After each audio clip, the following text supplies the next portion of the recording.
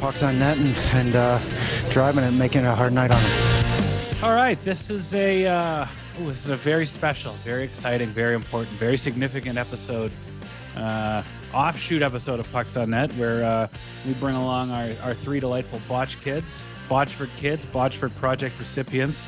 One of them's here every week. He's not very significant, but we love him nonetheless. Really. Mr. Arash Omarzadeh. Arash, how are you doing? I can't believe I scammed my way into the Botchford Project. Jeff Patterson owed me money, and now the slate is clean. And you should probably get to introduce the other two because I'm huge fans of these two wonderkins. Okay, of course. Another recipient, host of the Crease Cast, I believe. Locked On Canucks. You spell that with an A and a C and an H. That's the official spelling of it. They've done that platform wide. Lachlan Irivine. Every time I think of your name, I want to call you Lachlan Monroe, which was he was in Night at the Roxbury and a lot of B movies. Riverdale. Don't forget Riverdale. Yeah. Yeah, that's right. And one time a friend of mine ran into him at the Roxy and it's like, hey, aren't you Lachlan Monroe? And he was like, begrudgingly like, yeah, I am. So I literally went to our little DMs here, our group DM to make sure. I'm like, say Irvin, don't say Monroe. Welcome aboard. How are you doing tonight after that piss poor loss from our beloved Vancouver Canucks? I think I'm doing as best as I can. You know, I think you get to a point where you're just like, yeah, this is how it's gonna go. You just kind of, it's acceptance of, it's like the 5 stages of grief. You're already at acceptance in game 17 at this point that things aren't going so well. I was more disappointed with how today went rather than yesterday, but what are you gonna do at this point? What are you going to do? Expect that Jim Benning is going to say something coherent or new or that makes a lot of sense or takes a little bit of acceptance or he takes fault for anything? No, you're just going to hear ums and ahs and real goods and hard in the corners and banging the bodies like good Branson. But enough about that. Our other Botchford finalist. I don't know Clarissa's last name, but Clarissa, you've joined us as well. You are everybody's number one favorite follow on Canucks Twitter and slowly regular Twitter as well. I mean, I hope you know that title is going to be yours by the end of the year. I'm honored, but also I feel really bad. But you know what? Thank you for having me on. I'm just here to have a good time, and nobody's having a good time right now. So that's where we're going. All right, Clarissa, to clarify, how do you pronounce your last name? It's Sabile. Sabile. Now, how do you pronounce my last name? Omarzadeh. Yeah. I mean, okay, wait, pause, because Ryan said it at the start. No, I didn't. I didn't say shit. No, I'm gonna gaslight you like the Vancouver Canucks have gaslit us for 8 years and tell you, no, he didn't. Okay. You're misremembering things. As a very white person, I was mortified to say Arash's last name, but it's right there. It's right there in the syllables. It's right there spelled out. You just got to take your time. You got to be confident. It's like taking a driving test. You just got to know, and it's going to be fine. You got to be confident, though. You might fail 3 times, but on the 4th time you pass and you realize, it wasn't that big of a deal. I don't know why I was overthinking.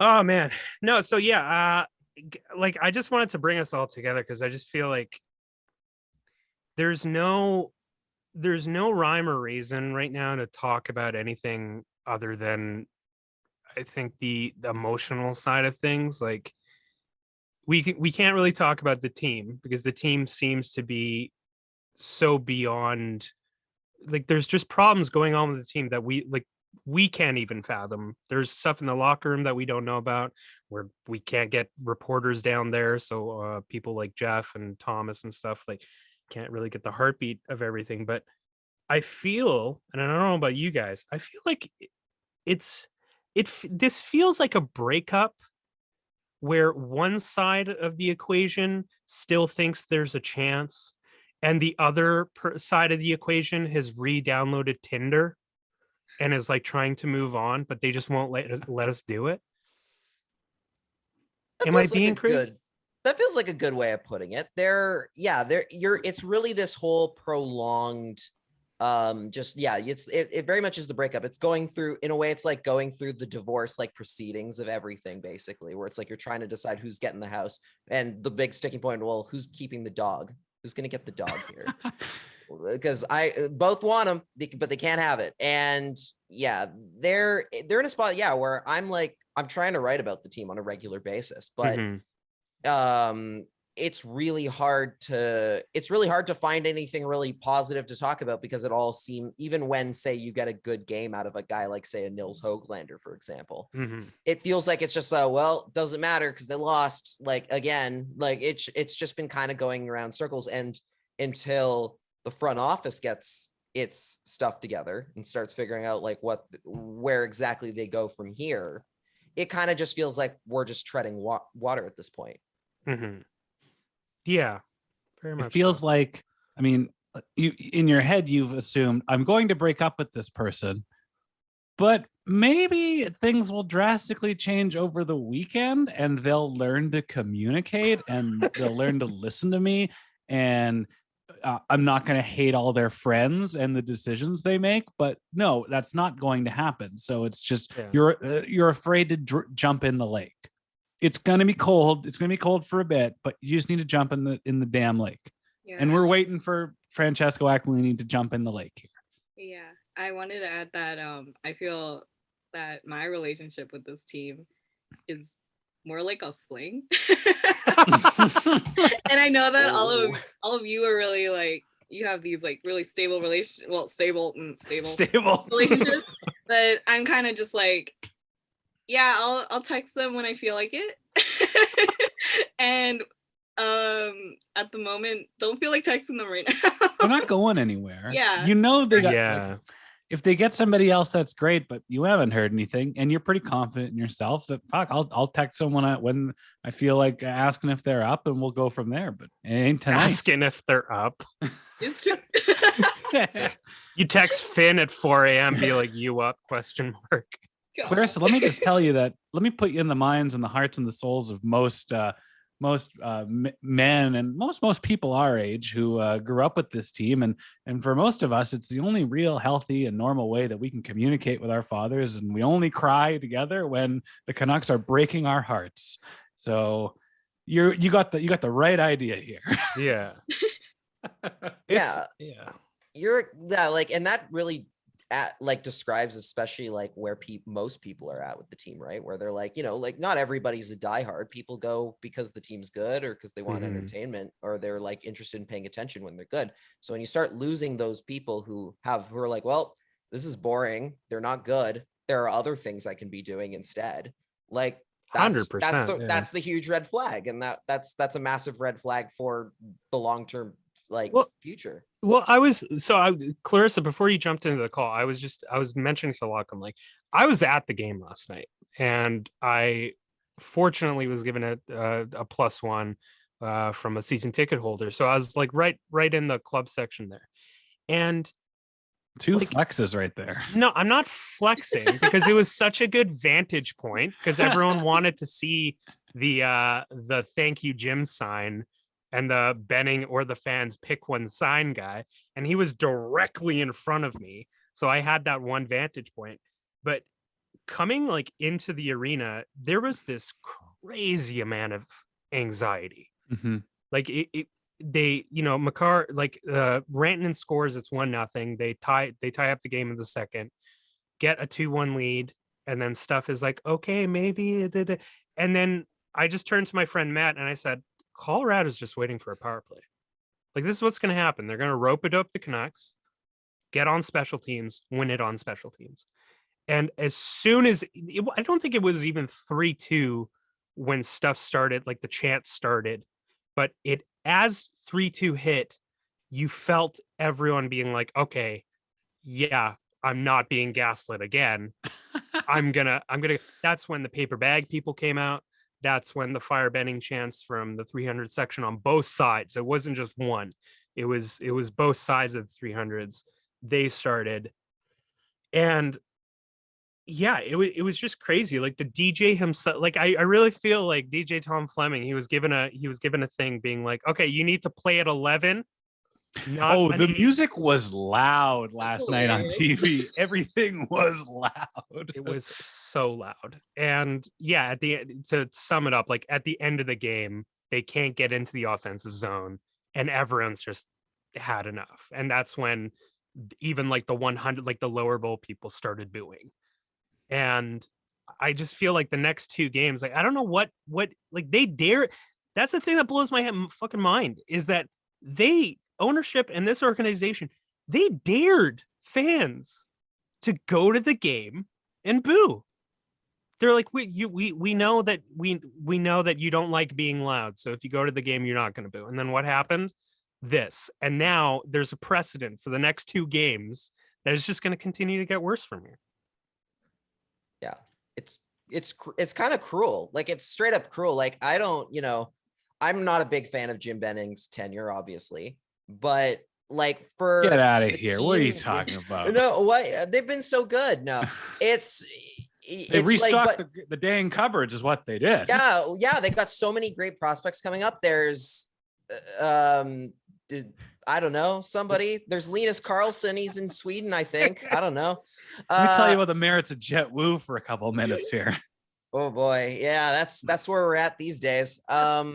Yeah, but like, for the team to straight up be like, okay, Jim, we're gonna make you sit through 3 games of people booing you personally, not the team, you personally, and we're gonna just sit back and see what happens and let that happen. That's straight up cruel. Like, you should not do that to a guy. Like, there's a video on Sportsnet's channel, like when they still had Brian Burke as like an analyst. They did like an animated video series with him, and one of the ones they did was on how when he had to fire Ron Wilson when he was the GM of the Leafs. It was after a game where they had been, the whole arena had been chanting like "fire Wilson" basically.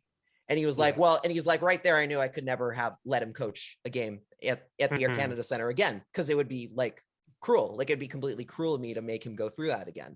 And it was just going to get worse as the year went on. So he purposely hired a new coach, which was Randy Carlyle at the time, before they got back home to Toronto, so he wouldn't have to go through it again. And the Canucks are out here literally making Jim Benning sit through it, which is just baffling. Well, like just taking your dog and being like, you're gonna sit there in front of the mess you made, and you're gonna realize it's bad. Well, Rash, you were in the building last night. I'm gonna be there tomorrow night, begrudgingly. I guess I'll ask Clarissa, like, you're still on your fling with this team, and you're having a good time. It's not the best, but you're disconnected and emotionally, and that's great. And it's making things work. I'm curious what you were expecting, or what you were maybe hoping for from the fans from last night's game, because it was almost, on social, it was like, oh, it's going to be 60 minutes of booing, and there's going to be jerseys on the ice, and they're going to go throw blueberries, and all hell's going to break loose. What were you expecting, or what did you kind of want from last night's game? Yeah, I'm going to be honest. I think I expected it to be a little more worse. What happened? I think a lot of people said that. I feel like the worst thing that happened was that guy getting his sign taken away. If you guys saw that. The Mad Magazine fold-out guy. Yeah. Yeah. Oh my God, that was such a funny poster. But yeah, in that sense, it wasn't a lot, and I also already knew what was going to happen online. So it was a lot of just let it happen, and it happened, but it wasn't as bad as I thought it would be, if that makes sense. And that's worrisome, because it will probably get even worse from here. I'm really curious. Like, I think out of everyone like in this chat right now, Clarissa, you have the most hands in just the general vibe of the NHL and like fan bases and just connections in that, because we're just terribly depressed human beings that only want to be in this one market. Is it very, like, I just need to know, like, how apparent is it in other markets? Like, what's happening here? Like, is it a consensus that not only is it the fans in this market, but other markets that can see the shit show going on, and that ownership in the organization like just seem to think it's like 4 or 5 people? Yeah. It feels like people are aware of it, of course, because, well, Canucks Twitter is like very hard to ignore, honestly. Yeah. It's just so hard to ignore. But in that sense, I like, people are aware, but they aren't really worried about us, which is so sad. They're always I sad. It'll be fine. There was a point where I tweeted and I was like, why did nobody check up on me in the past like 3 days after the Canucks have been struggling? Like, it makes sense for me because I'm usually just having a great old time and I'm just trying to go through things. But there's people that are like genuinely not having an amazing time, tweeting about it in public, and other fan bases, they're kind of just in their own world for now.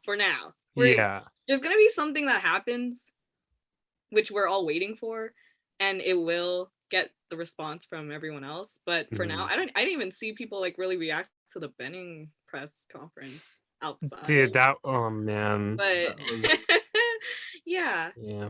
It's because they've laughed at us enough already. Like, they've had 8 years. They've been doing it for 8 years, right? Like, they're just like, I just feel bad for them now. Like, that's kind of where we're at, right?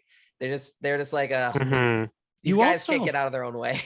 You also got to remember, like, the Vancouver Canucks were a very good team for quite a while. Like, let's say a solid decade. A couple of years they missed the playoffs.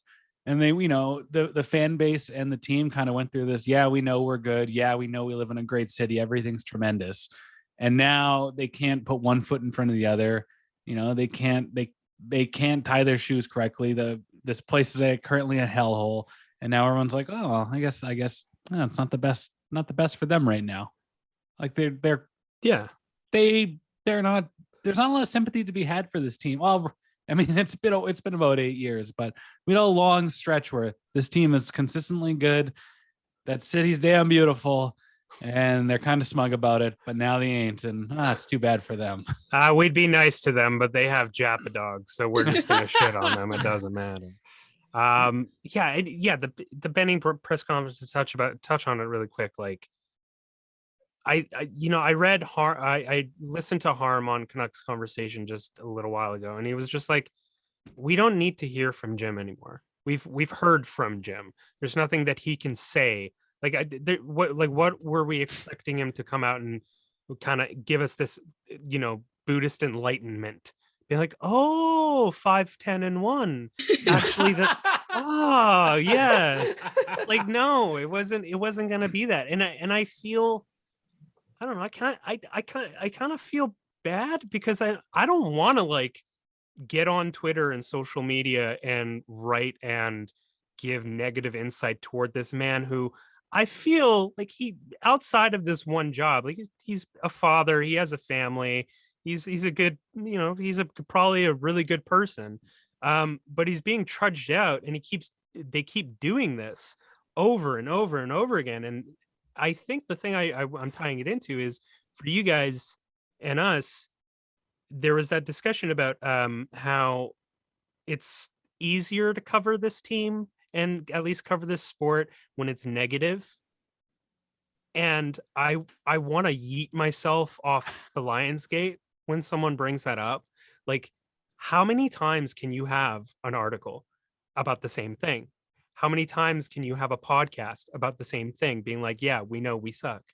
Like, it's so much easier when stuff is booming. Dudes are fucking deking through their legs. They're putting up 15 assists a night. Like, it's great. But in terms of, I don't know how you guys feel about that, but I'm just like, this sucks to be someone that's interested in this fan base and this team. Yeah, it's been really, really tough to cover this team and try to find something new to talk about again. Like, yeah, it's Yeah, I always get so mad whenever I see people like talk about how negative media just wants it's better for views. Like, no, it isn't. No, it isn't, because less people are paying attention, less people are interested in the sport when the team is bad. More people are going to read what we have to say or watch or listen to what we have going on when there's actually something good to talk about and interesting to talk about. Like, we did the whole episode on Monday, basically just on the Creasecast, just basically like screaming about the weekend, like on the 3 road games. Oh yeah, Bad. Sounds like our podcast. Yeah, exactly. Yeah. And we were literally going, and I was literally going over like the things we were talking about, like, okay, if things go wrong, like who's gonna replace Jim Benning, and it's like, and I remember just stopping being like, we did all this last year. We had this exact episode last year where I basically said all the same things, including the fact that I can't wait to see Lawrence Gilman and Roberto Luongo running the show around here. But I don't want to keep doing this like over and over again. It's not fun. It's not fun for me. It can't be fun for Jim Benning either. Like, to have to do this over and over again and have to like continue to like say, hey, I'm good at, I promise I'm good at my job. Don't ask me about a plan though. Don't ask me for specifics. I did my homework. Well, show me your homework. No, just promise. I promise you I did it. It's done. There. Just It's give me a written grade. in invisible ink. Yeah. That's where we're at. I mean, like, even like literally today, our Quadrelli was asking about just like you said you feel you're 2 years away from competing again. Do you still feel you're on that timeline? He's like, I'm not gonna comment on that. It's like, oh wow, gee, I wonder why. He said a couple things in that presser, which again, you need a magnifying glass and a microscope and a sifter to find things worthy to digest of that he said. But like, he said a couple things where he's like, are you confident in your job? It's like, well, it's not for me to say. And if they're going to need to replace somebody, that's on ownership. And I'm like, fuck, he knows he's getting fired. And then when Quads asked a great question. Here's a quote that you said that is a fair quote. I am repeating it.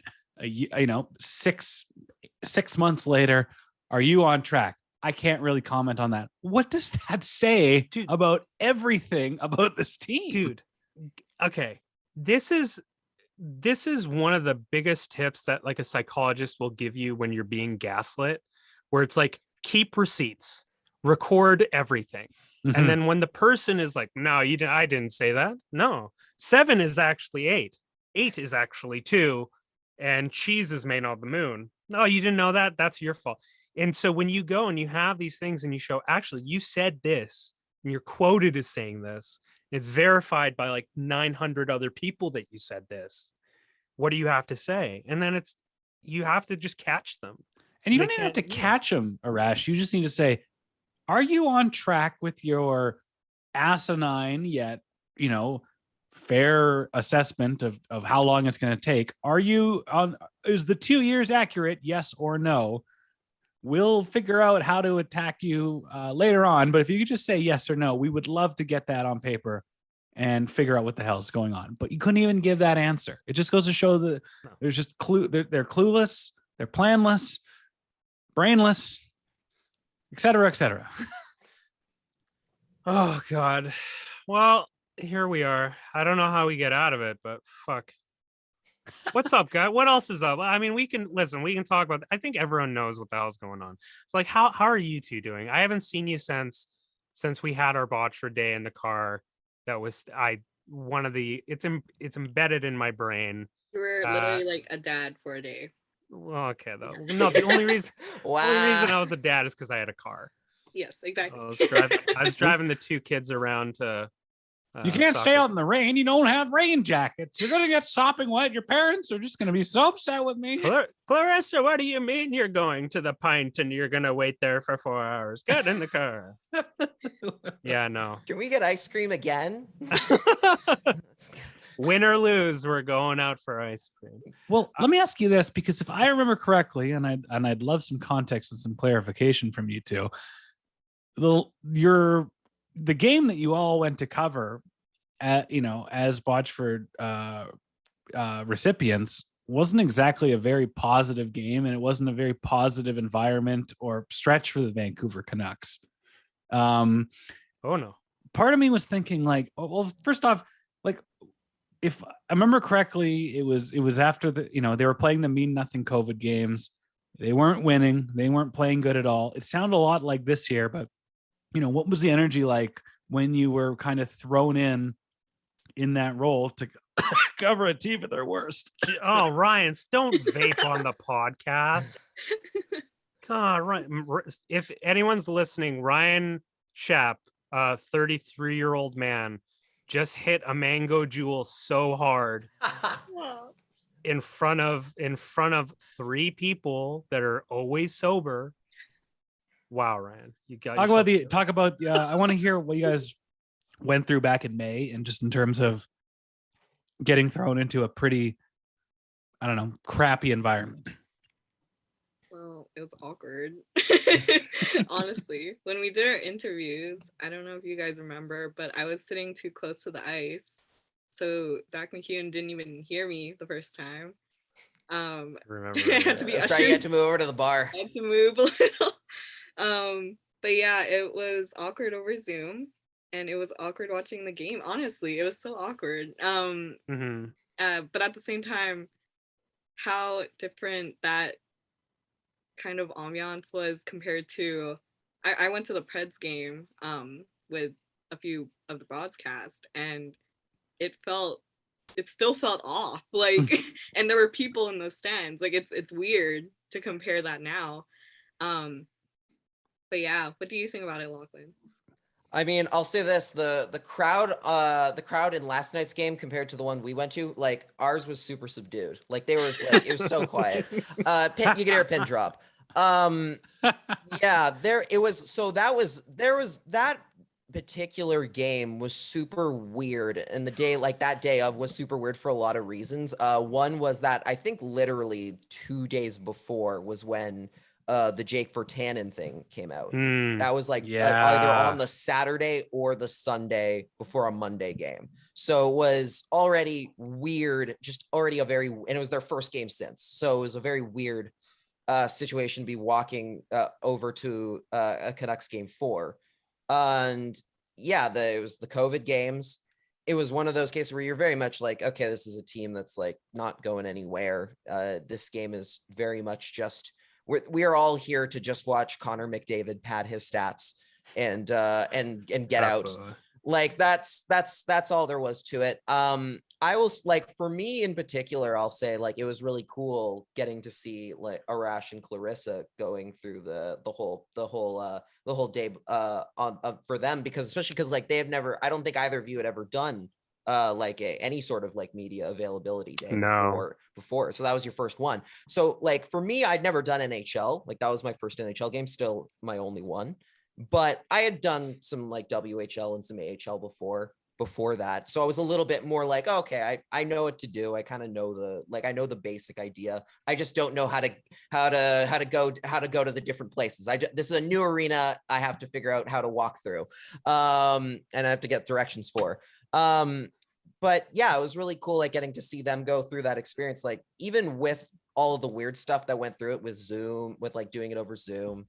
And not getting to meet any of the players. It was still like I've said it before, like I think that's the most fun I've ever had, watching the Canucks like lose a game so badly. Yeah, like it was a fun experience, like right down to the fact that they put us in like the center ice, like the media were in like the center ice grill or whatever, like the Encore lounge. Yeah, which I would never get to sit in a normal circumstance. Nobody ever has gone to that restaurant. I don't know how that nobody's ever sat there.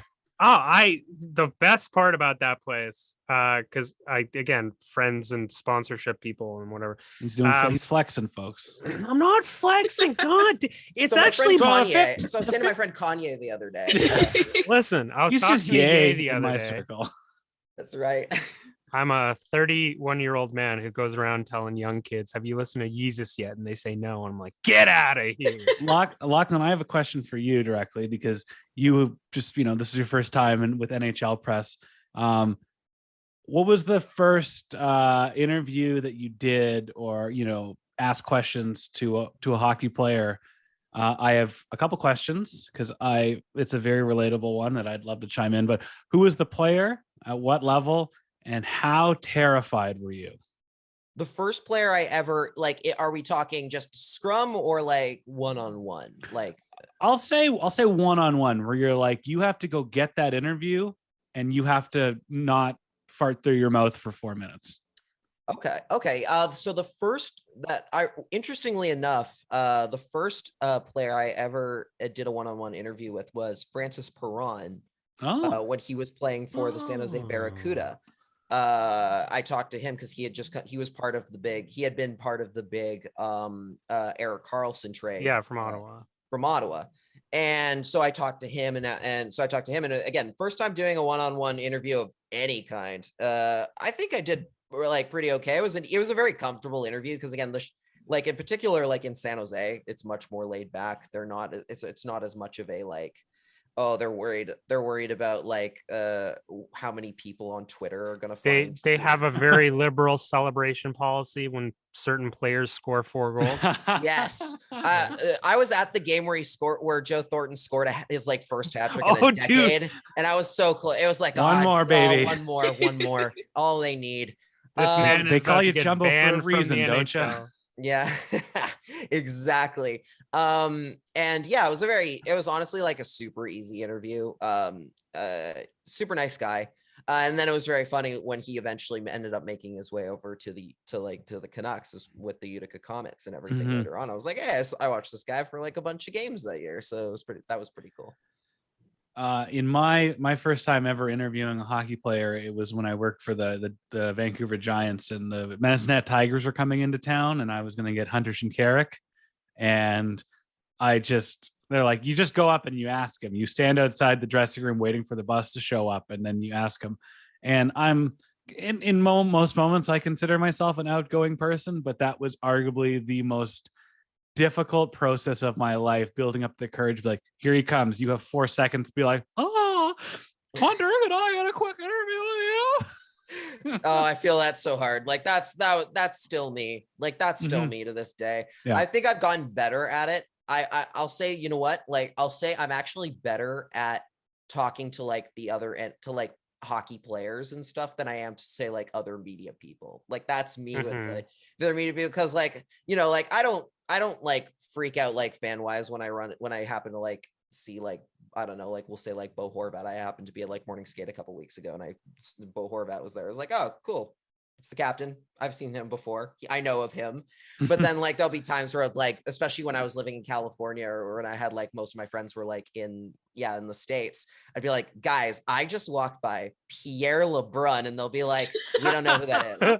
I'll be like, yeah, we don't know who that is. And I'm like, excuse me, yeah. And that's to this day, the imposter syndrome is very real. Yeah, there's a reason we don't have a lot of guests on the Crease Cast, is because we're no one wants to come on our dumb podcast.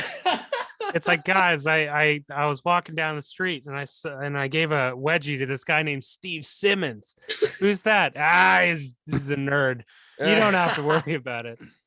Yeah, the imposter syndrome is a lovely reality that us millennials and the Gen Zs cope with and wrestle with every damn day, and building up the courage to send an email or a DM or a message to somebody saying, hi, I'd really like to basically talk about how great you are for an hour on my Medium platform. Would you come on? The effort it takes to hit send, and then you throw your phone away and across the room and hope that nobody ever looks at it ever. Yeah, we all go through that. Clarissa, what was it like for you to build up?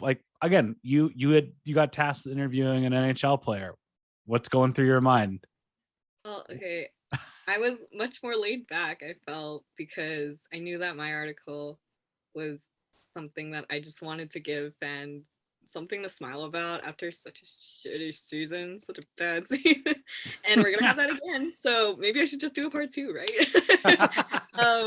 But yeah, I just knew I had to ask some like really fun, laid back questions. It was to Mr. Zach McEwen, and fortunately he isn't here. I don't know if you guys read that like athletic article about him.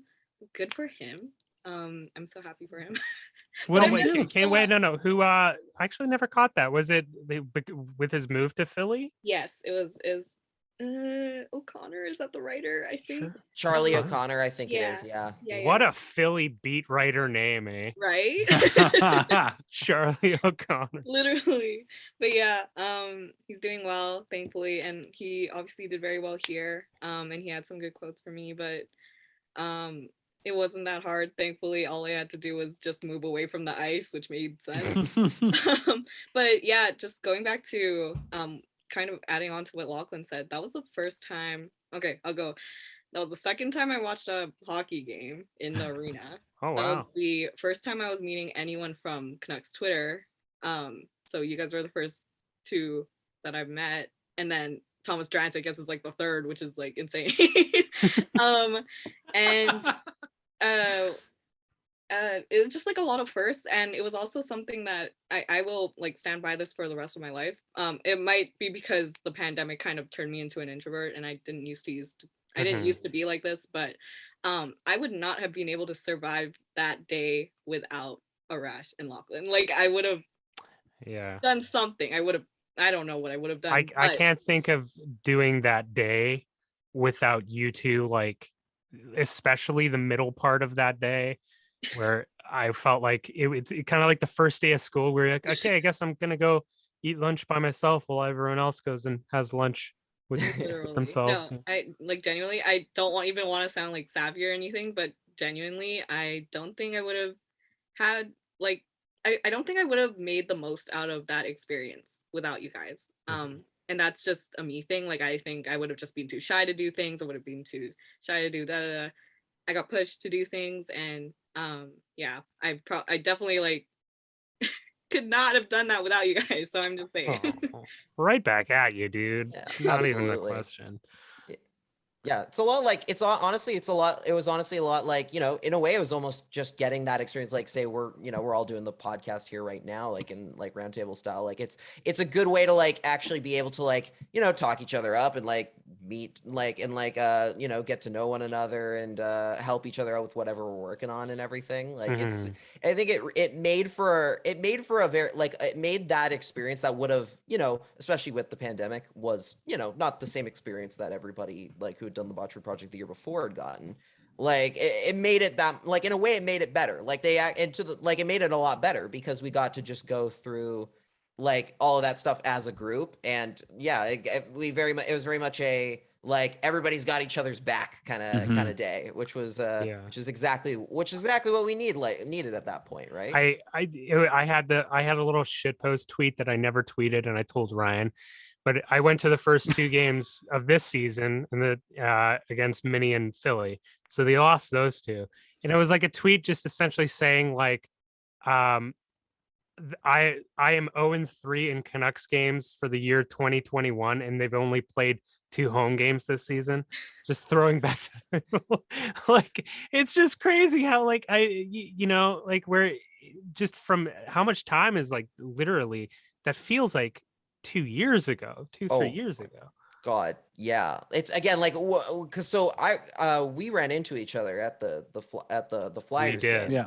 We ran into each other, and I remember, and one of the things we talked about was like how the 3 of us are like the only people, like some of the only people in the building who can say that they saw Braden Holtby in a Canucks jersey in person. Holy shit! Holy shit! I've never thought about that. Yeah, if a tree falls in the woods and no one's there to see it, does it make a sound? If no one was there to witness Braden Holtby play for the Vancouver Canucks, did he actually do it? And the answer, yeah, we're the only one. We're like some of the only people who saw that, and we saw him play too. It wasn't Demko in net, so I'm still like, yeah. We've seen Demko. We've seen seen Demko, we've seen Holtby, we've seen Halak now because we were at the Flyers game. Like, got the full gauntlet of just random of different Canucks goaltenders to walk through here over the last little bit. That's amazing. You bring up a good point. It's like, if a tree falls in the woods, like that 2021 season, looking back, I mean, this was months ago, but I don't really remember too much about those games. And we were all locked inside it with nothing to do and nothing to watch. And we watched them so intently. But man, like, yeah, you kind of forget that Braden Holtby was a Canuck. You kind of forget what reverse retro jerseys were and why they were. Nate Schmidt scored a goal that we were at that game. Oh my God! Yeah. on the Crease Cast, we've been referring to last season as the gas leak year, like in Community, like in the show Community. There's like the one season that was really, really bad because the original showrunner had left, and they started referring to it on the show. Dan Harmon left, and and then he came back for like season 5. And they started referring to the year before as the gas leak year. That's what last season was. And like lately, the way the Canucks have been playing, like Cody and I have been like, oh, we're still in the gas leak year, aren't we? Like, this is just the midway point. Yeah, it's just absolutely crazy. And yeah, I don't know. It's just really kind of like, I was really expecting more. I believed one more time. If Ryan can attest to this, like I was like, oh, hey, if they're even if they were losing games 6-5, like that's what I thought this year would be. Like they're just play run and gun, and they'd either win 6-5 or lose 6-5 because they can't play defense. This is just completely off a cliff, and yeah, it just feels like there's this like emotional purge that's happening with the fan base. Well, we want them to play run and gun, but only thing they're allowed to play is structurally sound 5-on-5, don't make any mistakes hockey. And then all of a sudden they forgot how penalty kills work. And so they just, that's just inevitability. But like, yeah, they're not playing run and gun, which is all we want. And you talk about the game you witnessed in May, for your Botchford night. And, these players are checked out. They're just waiting to get out of the, go through a turnstile, get the game over with. We're watching the exact same effort from these players right now. The fan base and the players are all on the same page. Just get through another one until there's some change. Okay. So I got a question for Lachlan and Clarissa. Okay. I'll just sit here quietly. Okay. Lachlan. They've cleared out the front of house. They've cleared out the bench. Let's build ourselves an organization right now. Just a fantasy organization. If you had to pick a general manager for this hockey team, just anyone in your just fantasy, okay? That we're not keeping receipts on this. This is just fun. This is like if the 3 Botchford kids had blueberry money and we were like, hey, we're gonna live out our dreams. If you had to pick a GM, who would it be? I mean, I already kind of brought him up. It's Roberto Luongo. Thank God, my man, boy. Look, it makes too much sense. Like it's the goaltender who deserved to win himself a Stanley Cup and never got it. Coming to the franchise that he almost won that cup with, and then finally getting it done. It's him. It's the Sedins as the special advisors, like the 3, like the super team coming back to lead them to a championship. Like it's too perfect. It's too perfect. It's gotta be. I have a quick question, and I know I'm not on the stand here, but Lachlan, could I get just some clarification in terms of coaches or general managers or presidents that didn't have experience to this prior? Maybe it was their first time in those roles with the Canucks. How have they done, with the exception of Mike Gillis recently?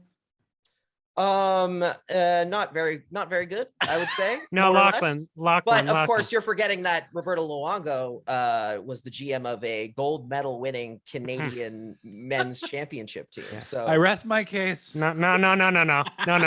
Actually, sorry, Judge. I'd like to take. I am his new chief defense of Lachlan because I've had enough of Ryan Sheff's shit on Pucks on Net. Ryan, Roberto Luongo, another Italian, comes into that room, looks at Francesca, Francesco is not going to look at Roberto and say, hey, you're the best goalie in franchise history, and I'm a huge fan because I bought this team because I was a fan. Can you do the things I want you to do? And Roberto looks directly at Francesco and then turns and pivots his head and looks at Danny and Hank, and Danny and Hank look back and he's like, hey, why is he asking me to fucking trade another first? And Danny and Hank are just like, yeah, I don't know why they're asking. I don't know, Roberto. Yeah, well, Francesco, leave. And he's like, okay, yeah, Italian energy to fight Italian energy. Ryan, and I agree with everything. And I love the idea. I personally love the idea of Roberto Luongo being a president or an assistant GM or something with a title, but it's, does he know the right thing to do when he goes into Aquilini's office and uses his Italian energy to get that? Well, that's why you get the president of hockey ops with him, right? Like that's what, like the very specific tandem I've been suggesting is I would like to see like Lawrence Gilman in a president of hockey ops role, because then he's in charge of dealing with like all the other, like the extracurriculars of being a GM and everything in the NHL. Like you deal with the AHL, you deal with what's going on. Leave Roberto to just deal with the pro team, with the NHL team. That's all. That's all his job should be, really, is dealing with how to make that team a cup winner. I think that you have that buffer in there. You have that buffer in there with Gilman, or really anybody. Like just a president is good.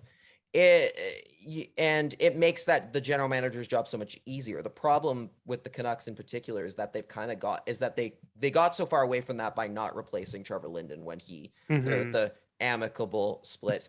And I think that is what's cost them in the long run is the fact that they don't have that buffer. They don't have that little divide.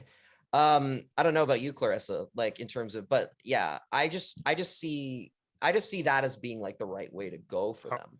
I got Clarissa's up next, but to finish the Roberto thing, you are hiring potentially the most social media aware athlete that has ever existed in the NHL, that has dealt with every single media person in this market. Guy's not even verified. No blue check mark. Come on. Oh yeah, okay, yeah. All right, get out of here, you truther. You're bringing in someone that has been so completely honest with this market, coming up to a podium saying his contract sucks. Like you don't get any more clear and honest than that. And after the past 8 years, that's what this market needs, is someone that they can look at and say, I believe what he's saying because he's been here before and he's been honest and he's spoken from points of happiness and frustration. And I think that's what they need. Wait, Lachlan, hang on. Lachlan, you bring up a very good point as I get to be skeptical about who the next GM of the Canucks should or could be, because the way this organization has gone in the last post Trevor Linden era and even before it, they've just stripped it down so much that all of a sudden the general manager of a Canucks team is about 5 or 6 different titles all in one. Jim's making the same amount of money, but he's doing everything and he's not necessarily doing the best job at it. So to build out your hockey ops group, your office, if you will, it would make a lot more sense. You surround Roberto Luongo with people that know their roles and how to do their jobs and do it well. Then yes, Luongo as a GM makes a hell of a lot of sense. It makes a lot of sense, but we are at a crossroads because after they fired Gillis, after they let go of AV, the Canucks kind of went backwards, and we need a hockey guy. We need a hockey man that's going to build the LA Kings or the Boston Bruins, and they went out and did that, and it failed miserably. We're at a point now out here just doing Tame Impala lyrics, being like, feels like we only go backwards. Clarissa, Lachlan has picked Roberto Luongo. I am tasking you with finding the bench boss for this beautiful haphazard pretend team that we're creating. Clarissa, please don't screw this up, because so much is heavily weighing on this decision that I'm giving you. Tell us why you think Mike Babcock would be a great next head coach. No, get it, Ryan. Shut it. honestly, you make me anxious. No. Pick yourself. Pick yourself. Yeah, I actually was gonna be like, yeah, Clarissa should pick herself. But No. who's like the most vibey doesn't even have to be a hockey person. Like, this is completely imaginary. You could pick like, I don't know, Dylan O'Brien or whatever after he stole Taylor Swift's scarf or whatever. Whatever, whoever you want to pick, like, just go for it. Okay, honestly, like my real answer, I was gonna say I really want Alex Burrows back. Like, I really want him back. Yeah. And apparently, I swear I saw a tweet saying that he was like on the ice, like maybe a few days ago. He was literally like, practicing. So like, bring him back, please. He could play the fucking PK right now, dude. Like, honestly, good job. He could do a good job. Like, Put him in Kyle Burrow's sweater, and no one will even know. I think Like, nobody will know. no one's watching the team. No one will notice. Okay, so I like that everyone's fantasy book is literally heroes of the 2011 Cup run as the front office and head coach roles. Burr is like I'm just trying to think of like if I was the owner, like I'd just go full nostalgia and give myself 1 year of good faith. I mean, tell me that wouldn't win. I mean, like, this fan base already like is kind of lost, but like, say like if you, that's like a little bit of hope, right? Like, just a little bit. Yeah. Okay, so that was your real pick, but in the behind, I saw that glimmer in your eye. I don't have a glimmer. Yeah, you do. There's someone in there that's like complete. I've seen shit post Clarissa. I've seen having fun Clarissa on Twitter. I've seen, and then there's certain moments at like 4 a.m. when you say I'm going to bed, and then it's like 5 a.m. and you just keep tweeting. I'm like, oh, that's it. You can't just call me out like this. I just did, dude. Wow. I just did. I'm tired of it. I'm sitting here waiting for Clarissa updates on Twitter thinking she's asleep, but she's not. No. I can't. Okay. So let's see. We got a head coach. We got a GM. What else do we need? A president? Could be anybody. I don't know. President. Who would I pick for president? Someone that's like, oh, let's see. Ryan, help me out here. Who's a good president? It would be a hilarious thing. Seth Rogen in a Diwali jersey.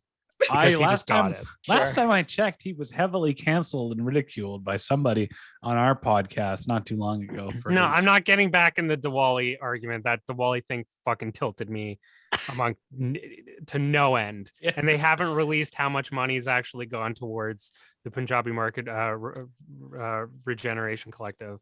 Like, guys, I'm becoming woke. I don't know if you've seen it, but I'm fighting battles that are about morals and not analytics. Jesus Christ. How about Harry Styles? Let's get him in there somewhere. Let's get him into this organization somewhere. The music would get really, really good. Like, the music's actually been very good this season. That's not a shot at this DJ. The DJ's been very, very good. I think the MVP of this season, guys, honest to God, like the greatest acquisition that they've made this year is DJ Tom Fleming.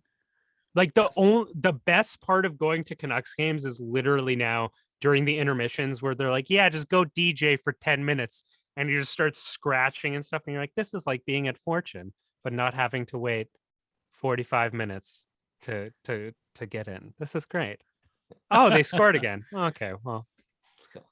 Well, I mean, in the before times, in the dark times, in the gas leak years, if I'm remembering this correctly, all we had was EDM remixes of Thunderstruck and other classic rock songs that ownership may or may not really like. So yeah, it's been a delightful change of pace, except for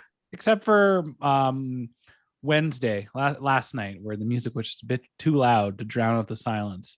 I have a question for each of you, and I feel like each of you will bring some level of creativity and insight and sass. I'm going to the game on tomorrow night, and as a not very prominent member, but consistent member of this Canucks fan base and a social media presence, I feel the need to really bring it my all to say that I'm not happy with this organization. I've got a paper bag planned. My girlfriend came home from the vet with a plain paper bag, and she was about to put it in the recycling. I'm like, whoa. I need that. I'm wearing that. I'm thinking of bringing some signs, and we've seen what has been ixnayed, what has been removed, and what could get you tossed out from Rogers Arena. I need an idea. We got a creative bunch here, and now I am for free. I am workshopping. I'd like to hear a sign idea in these trying times for our Vancouver Canucks that would get a message across and would not get me thrown out of the lower bowl at Rogers Arena. Arash, I'm going to go to you first. Oh yeah, I already the hire Gillis. Oh, that's not getting in there. No. Are you kidding me? No. How would bringing a sign? It's like, what if you brought a sign that said "Hired Stan Smeel"? Like he's already hired or he's already there. Like hire Kevin BX. They're not gonna rip that out. You're not meaning ill. You're implying that you want someone to be replaced, but you're not saying that you want someone to be fired. And if the old guy work, taking tickets or putting you through the metal detector, isn't all there anymore, he's going to think fire Gillis. So they want him to fire the current How GM. are you making this sign? Like you're going to show them, or are you just going to put it underneath your? You got to show them signs. No, you don't. Well, I gotta wear your hockey jersey. Put it underneath. Wear a jacket. Yeah. Wear a jacket. Fold it 4 times. Just put it underneath, and you'll be fine. Lachlan, what kind of sign am I gonna get in there to send a message? So I got 2 ideas here. I got to be careful here because I don't want to like.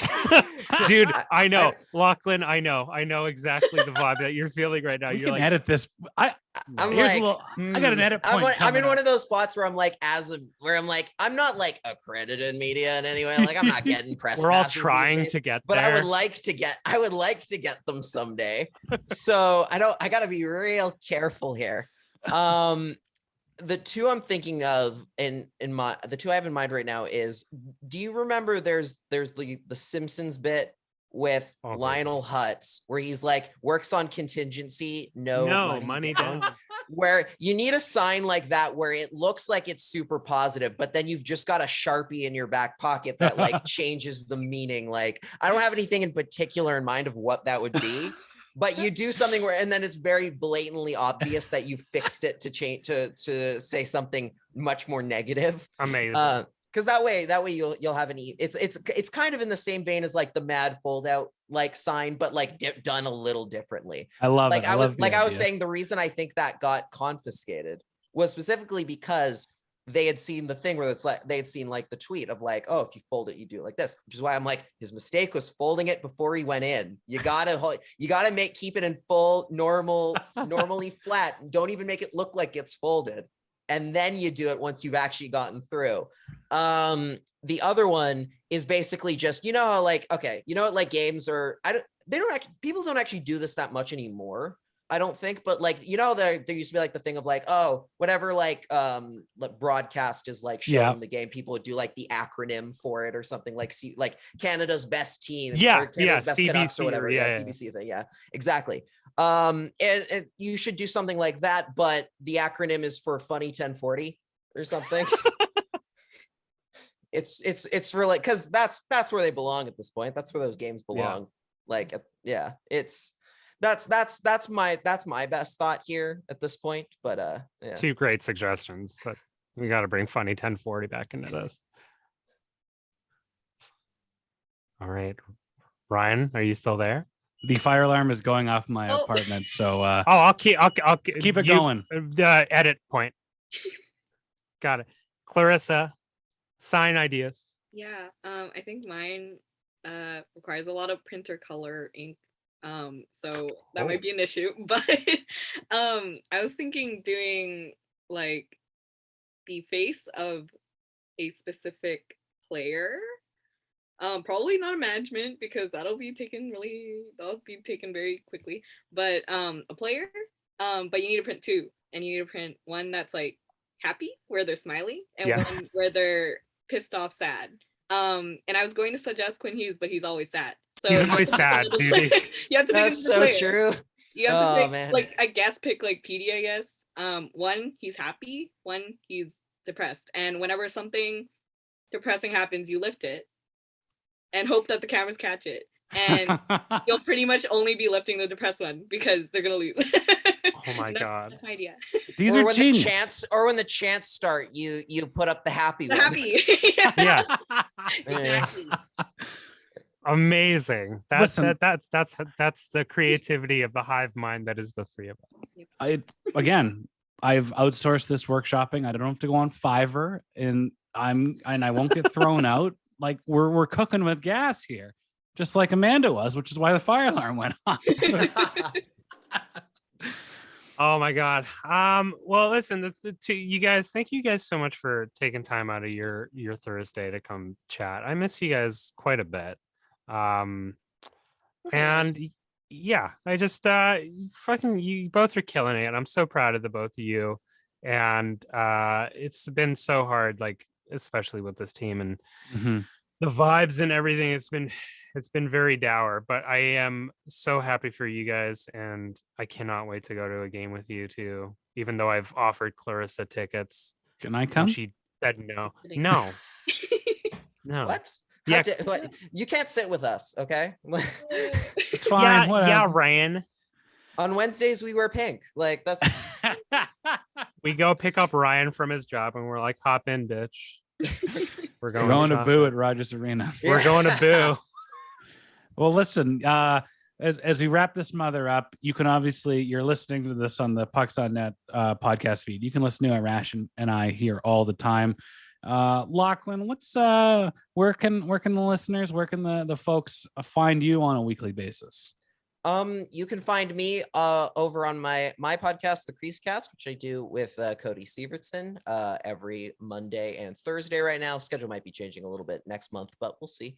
And then you can find all my writing at Canucks Army these days. I write for them quite a bit, so that's pretty fun. Are you finding with the way the team is going, how is the 2 podcasts a week going with you right now? With the Creasecast, it's been tough at times, like talking about the daily going on of the Canucks, especially because again, when they lose as badly as they do, it kind of just blends together. But we're having fun with it, especially in the sense of like we've started getting a little bit more creative with like the broadcast side of things and everything. A lot of that due to you guys do great stuff with your YouTube channel and everything. Pushes us to want to do more stuff, particularly me, in spending way too much time trying to figure out how to run a broadcast system like OBS. It's exhausting. There's a lot of trial and mostly error, and then there's a couple lost episodes, I will say that for sure. But I mean, I think we're in similar boats where you're trying to improve something and make it as good as possible. And a little bit of extra work here and a little bit of extra work there is going to go a long way. But man, that little extra work adds up in the process of getting there. But yeah, I've caught a couple of your video podcasts and it's looking good. And yeah, I'm very proud of you fellas. Thank you so much. Now, really, Clarissa, we've pumped everybody else's tires. The Pucks on Net audience, the Locked On audience, the Creasecast audience, and the people that follow Arash's shit posts that are here, they've become enamored with you in the last hour. They want to know more about you. They want to follow you. Where can they find you? Fine, I'm kidding. My username is @QuinsEdgework. I highly suggest, if you were to follow me, don't turn on notifications because I make far too many typos for you to do that, and I will piss you off, and then you'll have to unfollow me. So I suggest doing that process, and that's where you can find me. Clarissa, I have a question for you because you're on TikTok. We're relatively new on TikTok ourselves. Are we doing okay? We're trying our best. I would scroll and I'd be like, okay, I'm one of those people who spend like an hour on TikTok straight, and I'm saying an hour, I'm being kind to myself, but I was probably there for like 2. I scroll and then I'm hitting that portion where they're just showing a bunch of couples, and I'm like, oh fuck, here it goes again. Here it goes. And then I get a Pucks on Net TikTok. And I'm like, oh, I can stay here for longer. Thank God. Yeah. It's literally so good. It's my break. It's my break during my TikTok experience, and it's something that I can kind of get a grasp on this team after kind of just shit posting about it, and actually understanding what's actually happening and having some good opinions from some good people. So yeah, you guys are doing well. I would just say that sums up this last hour or so together. Good opinions from great people, excluding myself and the fire alarm going off here. But yeah, Arash, Clarissa, Lachlan, this was a great time to talk. Great time to talk about the team, talking about the Botchford Project. I'm stoked to put this out tomorrow, and yeah, it was great. And once again, I thank you all for joining us. And I don't know, go listen to everybody in this don't group. listen to Pucks on Net. Go listen to some other stuff. We're just two angry 30-year-old dudes. Just come on, go get woke, go get vibey. Lachlan knows so much more about hockey than I do. Clarissa is in touch with her emotions in ways that I've only gatekeeped mine. So just, you need to go. Yeah, go. We'll put everybody's social links in the description. Check them out, and yeah, we'll talk to you later. Have a great weekend.